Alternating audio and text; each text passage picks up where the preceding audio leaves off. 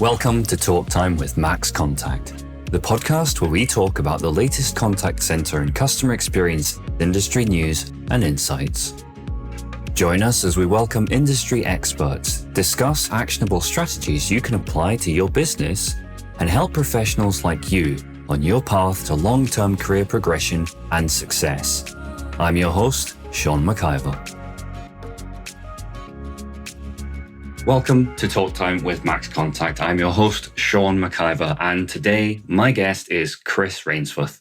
As an award-winning customer contact specialist and the director of The Forum, Chris brings a wealth of experience from his operational management background at Verint and EG Solutions. He's known for developing impactful training programs with initiatives, delivering engaging workshops, and speaking at major conferences. With Chris's diverse experience spanning various functions and industries, I'm really looking forward to getting insights and inspiration that will benefit everyone listening. Let's not hang about because we've got a lot to get through. First off, hi Chris, welcome. Did I miss anything in your introduction? No, I think you nailed it. I think the only thing I ever had is I started working in contact centers in 1995 when I first kind of dipped my toe into that. And it's been that longevity of a career that I love it. I just love it. I love everything about it. And, it's hopefully some of that passion will come across today, Sean. Excellent. I'm very similar position myself. I started off on the phones.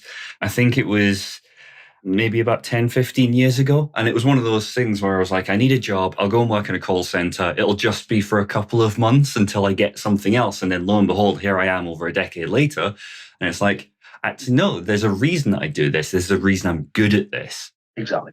So let me start off. Obviously, thank you very much for joining us today. Can you tell me a little bit more about your role? So at the Forum, what you actually do on the day-to-day. Tell me a bit more about that. Yeah, so the Forum's an organisation. We've been around now for our 23rd year, coming in year 24.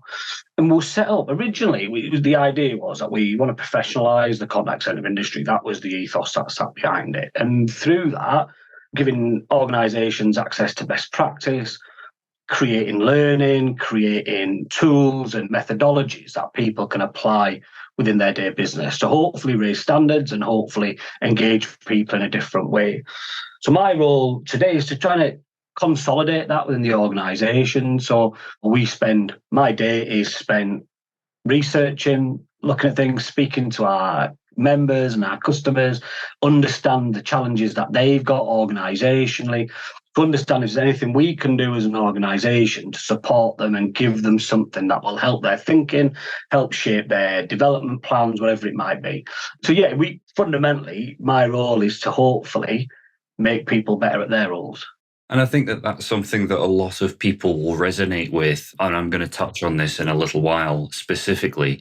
But I want to just kind of step back for just a moment and just interrogate the origin point of the Forum, if I can. Generally, trying hard not to anchor this, but generally when a new initiative is set up, it's because what's there already is either ineffective or it's falling short. Would you say that was the equivalent in the space of learning through the lens of what you now do? What was missing and how has that changed in the intervening years? Yeah, 100%. So our founder, Paul, he was a planner at heart. We always say, whatever you're doing, everything's a plan. So regardless, in the contact centre world, that then gets a bit kind of pigeonholed into resource planning. We try to broaden that and go, actually, if you're planning, and there's lots of facets of that you need to take into account. And back when the Forum started, it was originally called the Professional Planning Forum. So the idea being to professionalise people that were looking at forecasting, scheduling, real-time management, all those things. And we want to develop frameworks and training to really enhance people within those roles. Because for all that, in the infancy of the contact centre, there's a lot of focus on the front line, which is perfectly acceptable, and we need to support the front line and the operational teams that are delivering that service. What we found was a gap in the industry to look after and support the people that work in some of those more supportive functions within the contact centre. So resource planning is where we kind of cut our teeth and developed. We then started to move into things like MI and insight and analytical type roles, and then into things like quality assurance, customer experience. And then over the years, we now provide learning for every part of the contact center, whether you're a frontline advisor or an MI analyst. We've got material, we've got learning, we've got best practice, we've got events and networking and various other things that support you in your role. And what we're hopeful is those kind of different siloed functions start to work smarter together to actually deliver a broader kind of deliverable in terms of the service, the support, the confidence that they have as an organisation, rather than kind of keeping really narrow-minded in what they're doing. It's interesting that you've raised a point that I was going to touch on, so I'm going to bring it forward a little bit now. The forum specialise in supporting those roles that are often seen as, and I'm going to directly quote a previous director I worked under, quote, non-revenue generating entities, end quote. And I remember that always stuck with me. I was like, that's a terrible way to define someone's role. And I feel that often supportive roles in a contact center, quality, etc., are often forgotten about and kind of deprioritized. And that's always been not always, but that's a number of times been my interpretation of what I've seen through my roles in my career. And it's interesting that you've just basically reflected that. So it says to me that this is something that's not novel or unique to some of those places I've worked. I suppose for those businesses out there, how does a business go about addressing that shortfall that we are both intimately familiar with? There's two things really. I always look at one of going, you need to understand the support functions, the glue that holds the contact center together, predominantly for my mind. And what we try to do is get people to get to the right conversation with the right people, have that seat at the table that allows them to influence contact center decision making within their organization. And that we do that, I think we do that by giving them a spotlight, giving them the spotlight, giving them the confidence that they can go have the right conversations, that they can be reflective and understand where they add value, and then being able to articulate the value they add back into their stakeholders so they don't get forgotten about. To your point, a lot of these things disregarded when budgets are looked at, when times get busy, whatever it might be, we start to look. And what we try to do is go, actually, you need to be on parity with the frontline, the parity. They are delivering a service, and we get that, but they need to be supported, because as soon as you strip that support away, the knock-on effect of that is that the guys that you want to deliver the great service don't have the support to be able to deliver that service. So keeping the investment going in one direction, you will ultimately end up causing yourself a bigger issue down the line in terms of what you try to deliver for your customer. Yes, I would agree with you on that one.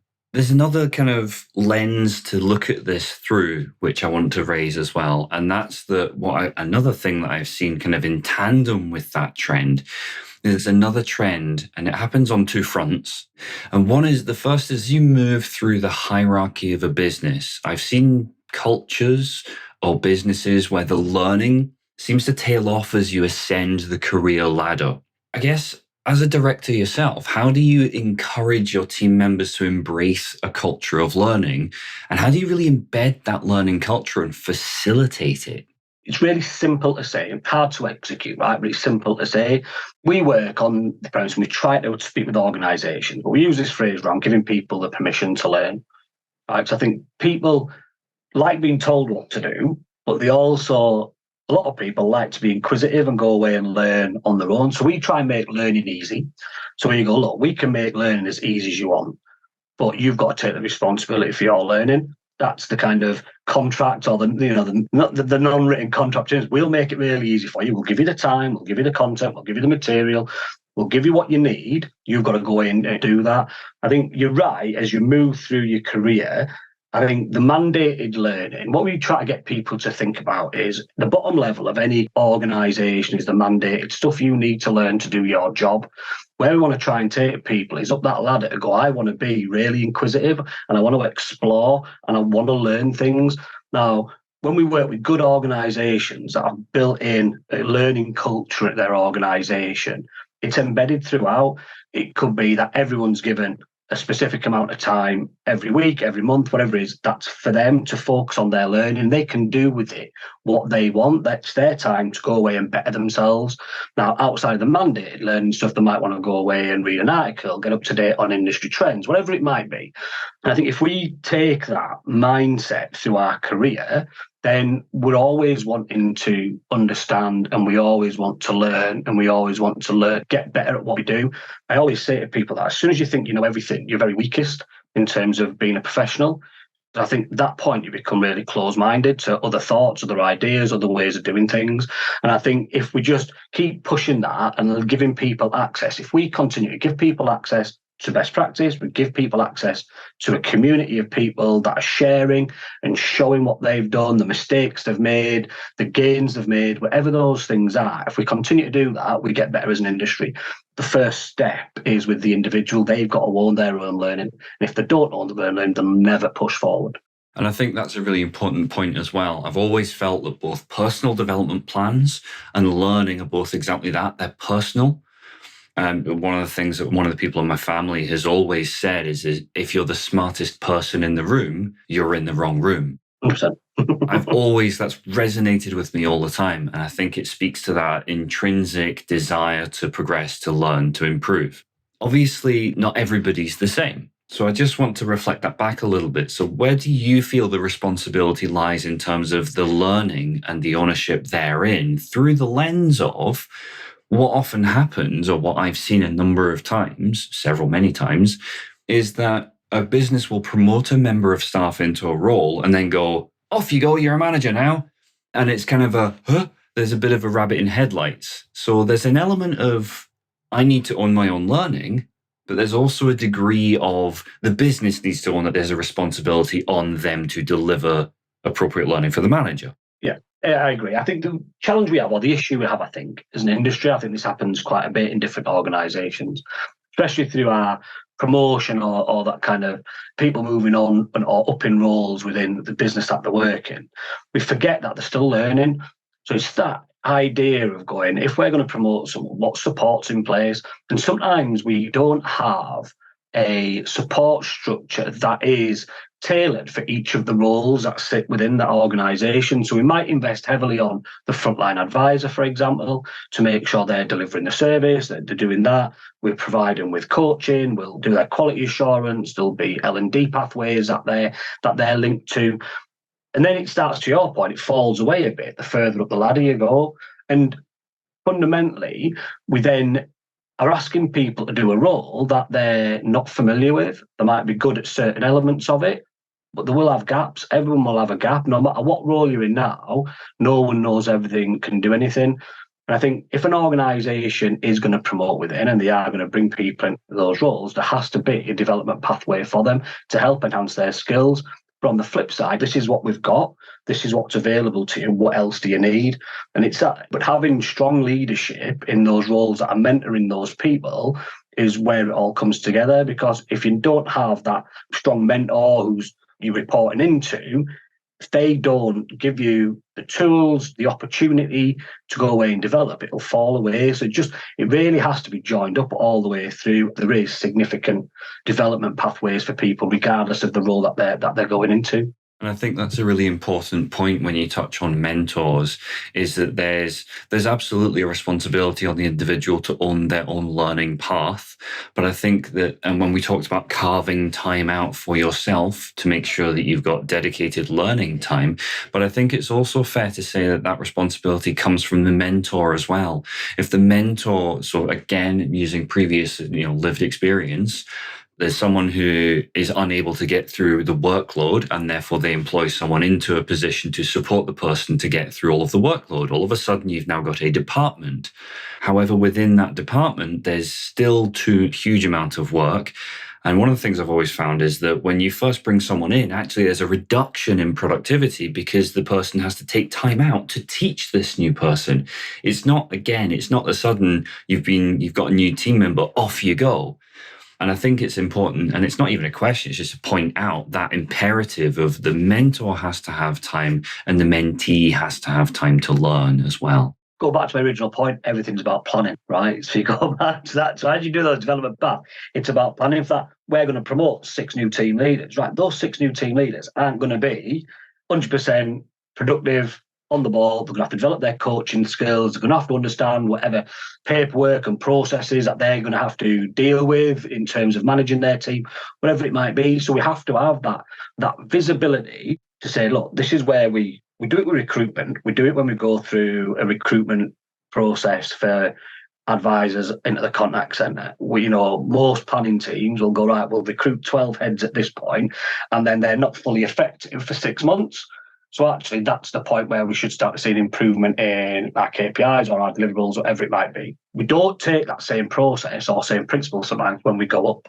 And actually, the same principle applies when we put people in role. There's an adjustment period, and that adjustment period, underpinned by support from their mentor, their leader, whatever it is, needs to be planned in, and then up again another level. So if you're looking after these 6 new team leaders as an operations manager, for example, what's that impact on my time, and what responsibility do I need to kind of disseminate out throughout the broader team so I can support these people? All that stuff needs planning.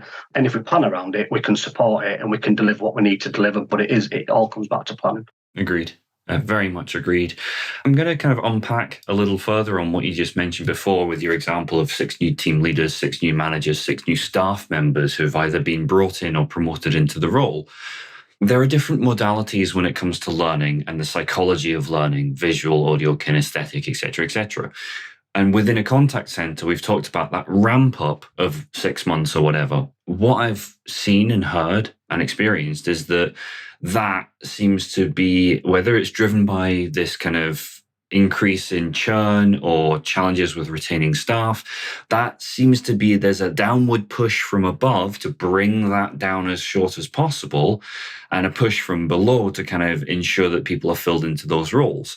How can we deliver effective training under those increasingly tight ramp-up periods with those expectations? It's really difficult. And then you're seeing the industry struggling to recruit. It really is. We speak to organisations all the time that are 20% behind headcount or 50% behind headcount in some examples in what they need to deliver. But the organisations that are doing it well kind of accept that. So, for example, we'll speak with an organisation and go, okay, so what's your plan? What are you looking to do? What are you trying to deliver?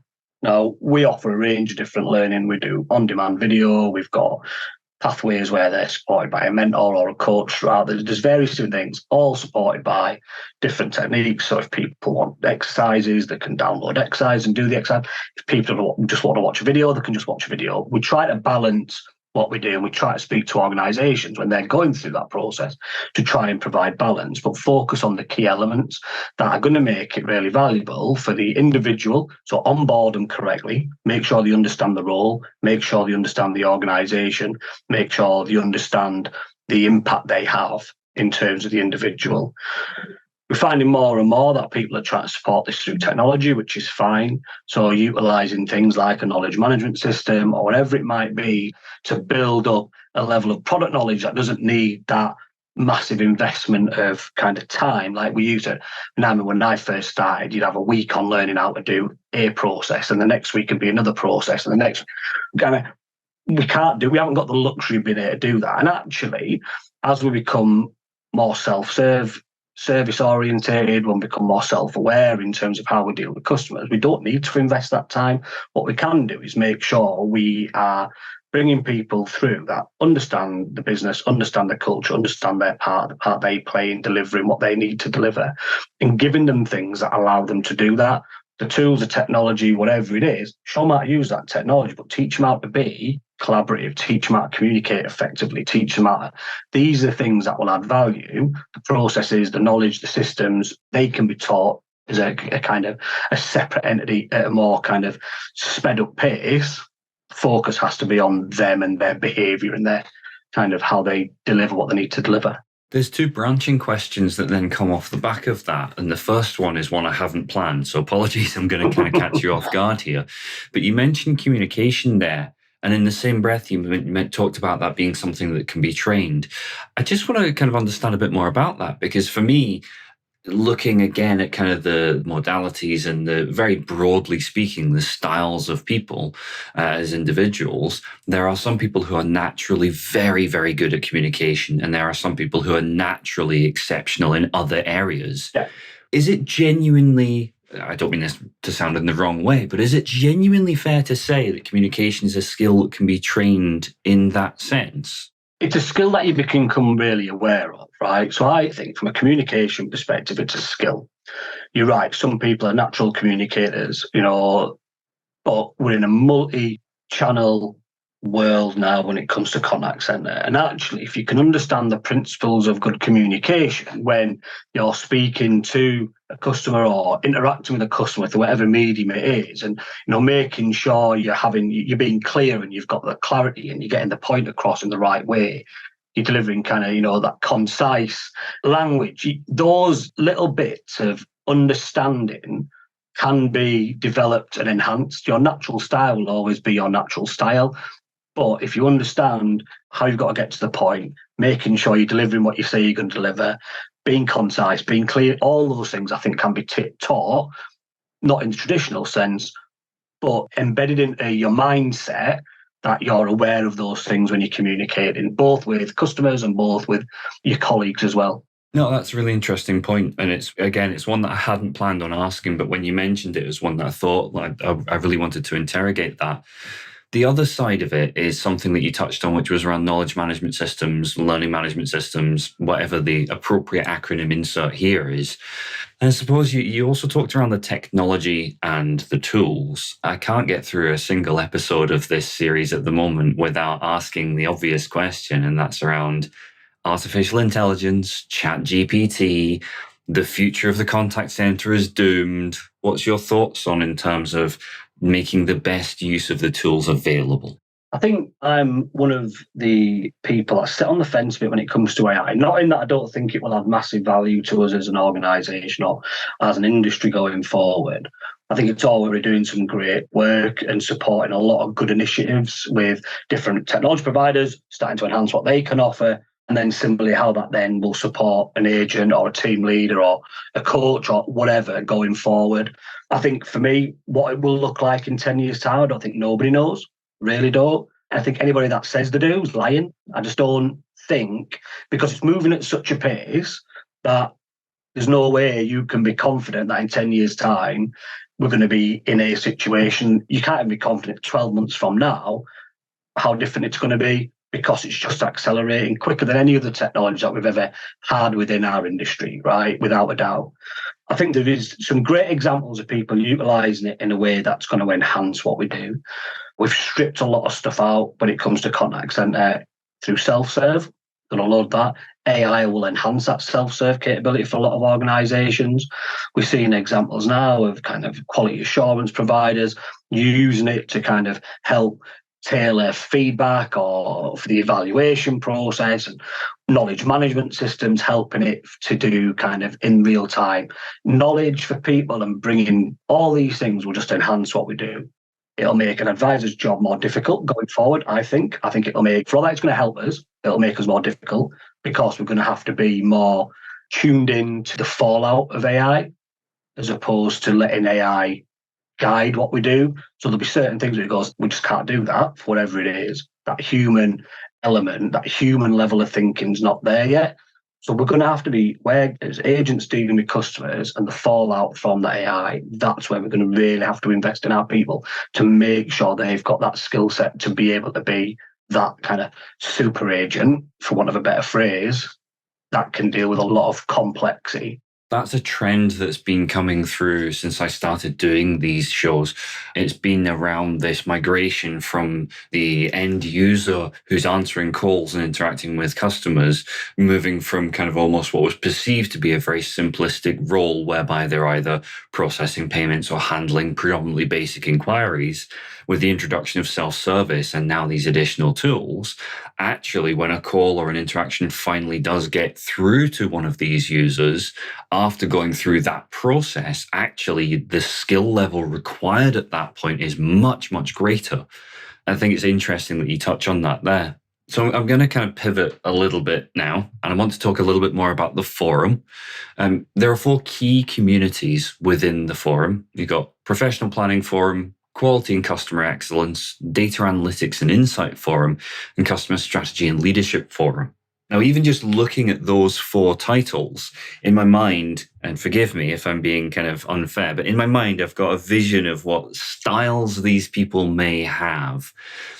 Tell me about those, how they differ in their learning styles, and how does that translate to the industry in your experience? Yeah, it's interesting. It's interesting you say. So if we go, I kind of start with customer strategy and leadership, right? Because those are those leaders, heads of, the directors in those roles that are driving that strategic direction of their contact center or their customer operation, whatever that might be.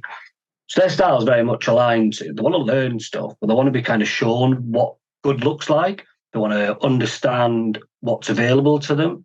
So we do a lot of stuff around emerging technology in those types of discussions with the strategy leadership team, because they're ones that I kind of try and walk it. So where do we look going forward? Where do we invest? What do we need to do? And then as you go down into the kind of practitioner level, so I call it practitioner level, it's probably not the best word to use, but we will speak to the resource planners within an organisation, we'll speak to those MI analysts, all very different in their approach, very data-led. They like numbers, they like to be given stuff to do, they like problems to solve. So you give them examples, you give them problems, you let them go away and solve them and say, look, use these two.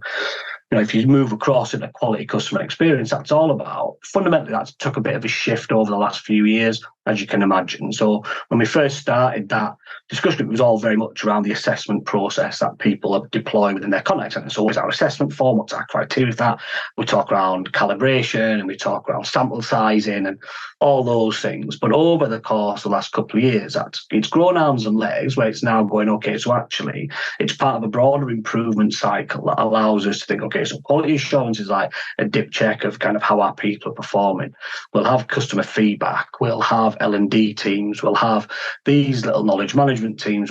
So actually this improvement framework becomes a little bit broader than just quality assurance, just customer experience. It's more of a flip now, going, okay, how do we support the employee? How do we make sure we're giving them what they need? And that in turn will improve our quality, will improve our customer experience, will in turn do that. So we're starting to see a bit of a shift.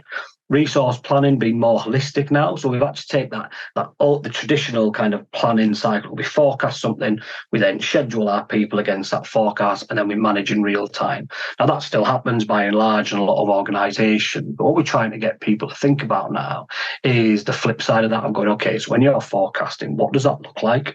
What does it feel like? And then we've started across all the forums now is this application of what we term as playbooks.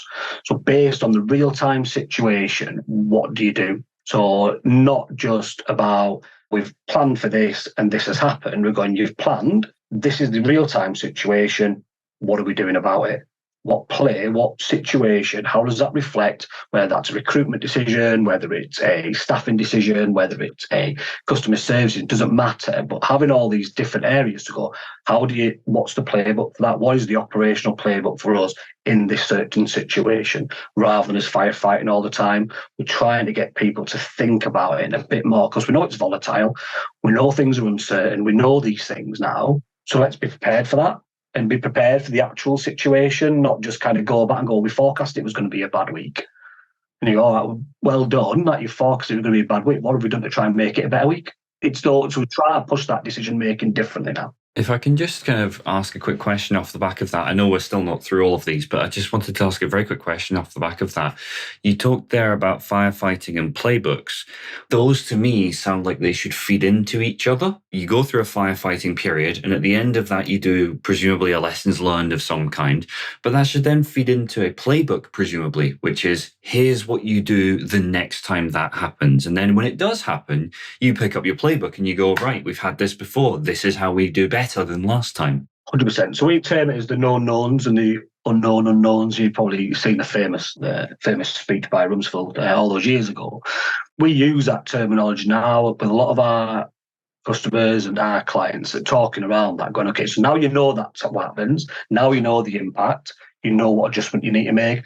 There'll always be some unknowns that you don't know, right? That these new things that happen. We used to use the Queen's death as an example of a kind of unknown known, right? You kind of know it's going to happen at some point, but you don't know when. So you knew that was going to impact us. We knew we were going to get a day off. We knew these things would happen. We just didn't know when it was going to happen. So how do you pivot really quickly to that situation? COVID was another one, right? So these are things we've probably no one planned for that. Even on the back of things like bird flu pandemics and things like that, we didn't really think it was ever good. So no one really planned for it. But now you kind of go, right, okay, so we've shown that we can get people working effectively in a really dire situation. We pivoted really quickly. We got rid of a lot of red tape from stuff in terms of procurement and all that. So we prove out that we can do a lot of these things. So now that just sits in your playbook. And if those situations happen again, you go, right, I know what we need to do. We need to increase staffing. We need to do that. We need to do this. So yeah, it's all about learning and then making sure you kind of have that then as your kind of plan should that situation arise again in the future. That makes sense. Awesome. I like that. I really like that. I'm going to close out with one last question to kind of close the full circle of our full conversation as best as I can. We started off talking about planning is everything. Then we talked around where the forum came from, the kind of origin point of the forum, and that learning wasn't where it needed to be for many individuals out there, and what was missing and what's changed. Obviously, in the intervening years, a lot has changed, and we're now in a different world for a whole host of reasons, some planned, some unplanned. With your planning hat on, what does the future look like then? It's a difficult one to answer, Sean. You've got it, it's one of them, right? If I knew the answer, I'd be a millionaire, right? And I'd be sitting on a beach somewhere. I think that's the key point. I think what is really apparent at the minute is that the contact centre is going nowhere. Whatever guys it looks like in 5-10 years' time, it's going nowhere. I think what will happen with AI will be it'll go like this, and then it'll naturally plateau out a point where people can accept it. I think we've got to accept it as society, not just as an industry. From a societal point of view, we've got to accept it. There's too many people out there that don't understand it fully, and I'll put my hand up as being one of those people. And I imagine a lot of people listening to this don't fully understand it. So it's really difficult for something to stick when we don't fully understand it, because we'll just keep kind of, I don't understand that, so I'm going to ignore it. So I'll just worry about it another day. So that will continue, but I think there will be, I think now we're not at the peak, but I think we're close to the peak of it in terms of awareness and people doing things. And you see it now where we're losing a little bit of original thought out there within the industry. We're seeing the same kind of commentary being driven by it. It's like, okay, so we kind of see that'll tail off, and then it'll find its natural home within the industry and within society. And I think it will be a game changer. And I think it will really enhance a lot of things that we do. But yeah, I don't think we're going anywhere. I think it's stronger than ever as an industry. I think the key thing for me is that over the last few years, I think most organizations with a contact center or kind of operation that deals with customers have proven the value they add to the organization. It's not just a cost center anymore. It's adding value. It's driving their brand forward. And that's why I think we're in the best position we've ever been in from an industry perspective. And I think that'll continue for the next few years at least. And we'll continue to add all the value that we can. Amazing. What a note to end it on. That's been absolutely fantastic. I think from my point of view, we've touched on all of the key points I wanted us to kind of cover. So thank you ever so much for that. And yeah, I think that's as good a point as we've got to draw that to a close. Chris Rainsforth, Director at the Forum, thank you ever so much for your time today. Thank you. Thank you, Sean. Talk Time is brought to you by Max Contact. To find out more about Max Contact and how our customer engagement software can help you and your teams provide smarter customer experiences, visit maxcontact.com and book your personalized demo today. Be sure to search Talk Time with Max Contact in Apple Podcasts, Spotify, Google Podcasts, or anywhere else podcasts are found, and leave us a positive rating to help other like-minded individuals join the conversation. Finally, before you go, never miss a future episode by clicking the subscribe button and turning on notifications. On behalf of the team here at Max Contact, thanks for listening.